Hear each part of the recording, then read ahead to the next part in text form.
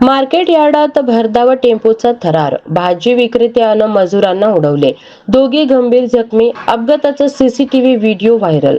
सोलापूर येथील श्री सिद्धेश्वर कृषी उत्पन्न बाजार समिती परिसरात एका भरधाव मालवाहू टेम्पोने भाजीचे पोते उतरवणाऱ्या व भाजी विक्रेत्यांना जोरदार धडक दिल्याची भीषण दुर्घटना घडली आहे.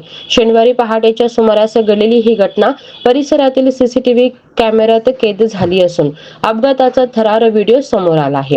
मुस्ताक अलीसाब शेख वय 67 वर्षे पंजाब तालीम सोलापूर व मैनुद्दीन सैफन चिकळी वय 52 वर्षे प्लॉट नंबर 35 बसवेश्वर नगर नई जिंदगी सोलापूर असे अपघातग्रस्तांची माहिती आहे.